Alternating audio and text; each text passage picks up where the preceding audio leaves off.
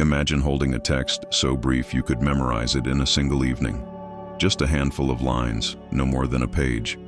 And yet this page has been whispered about for centuries as the most powerful map of reality ever written. It is said to contain the secret of transformation, of turning darkness into light, of turning suffering into wisdom, of turning the human being into something more than human.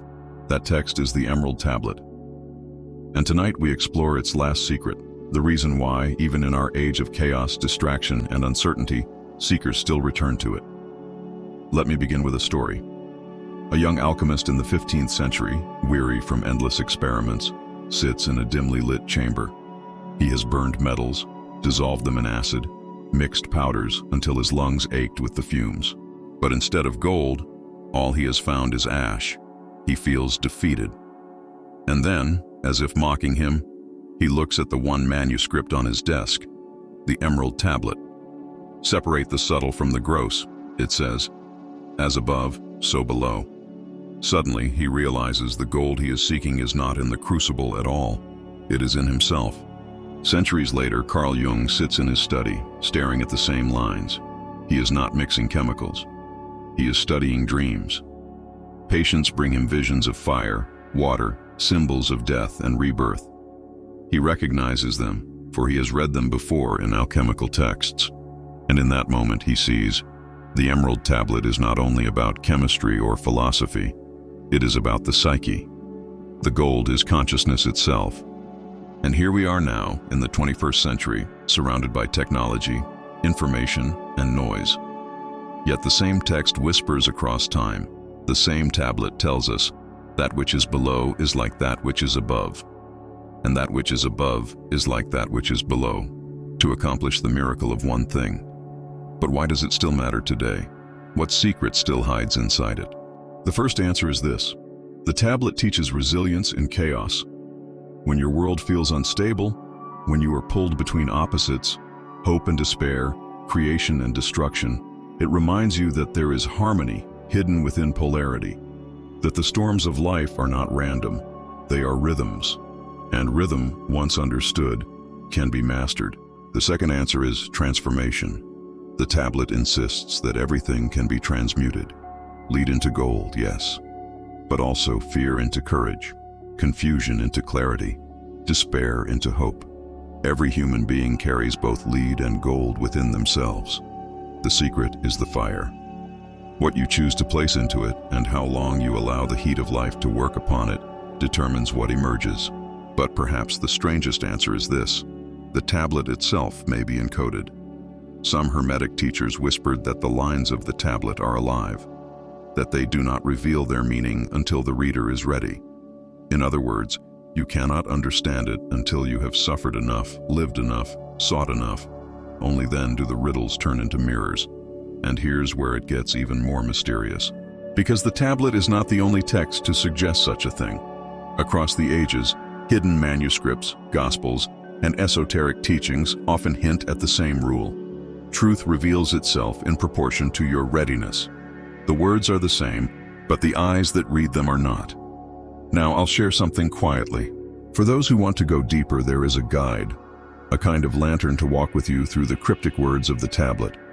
It's called the Emerald Tablet Decoded, the secret of as above, so below, unlocking the alchemical code of Hermes Trismegistus.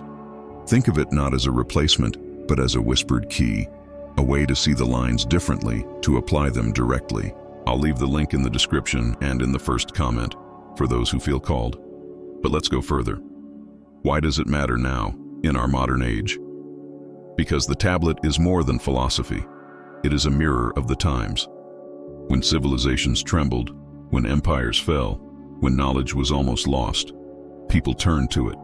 And in those moments, the tablet did not give them gold, it gave them meaning. Today, we face our own storms: economic uncertainty, climate crisis, spiritual confusion, disconnection. The Emerald Tablet still whispers the same promise: the miracle of one thing. That unity exists beneath division.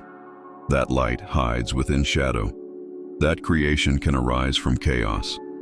And let us not forget the phrase at its heart: as above, so below. Scientists today might use different language. They speak of fractals, patterns repeating across scale, the microcosm reflecting the macrocosm. Physicists tell us the tiniest particles obey laws that ripple up to galaxies. Psychologists tell us that the inner life of the human mirrors the structures of society. In other words, the Emerald Tablet was right all along. But there is still a final secret. Some traditions hold that the tablet itself is not merely written text. It is a living initiation. To read it deeply is to pass through a doorway. Not everyone hears its voice. Not everyone feels its fire. But for those who do, it acts as an alchemical mirror. The more you look into it, the more it changes you. So perhaps the real reason it still matters is this. The Emerald Tablet is not just a fragment of history. It is a seed, and when planted in the soil of a seeker's heart, it grows into transformation. It is easy to dismiss it as myth, or to reduce it to metaphor.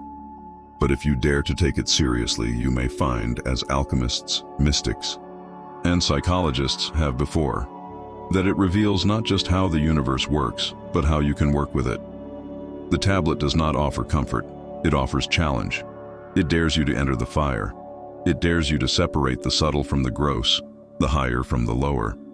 It dares you to find gold in the furnace of your own life. And maybe that's why it still matters.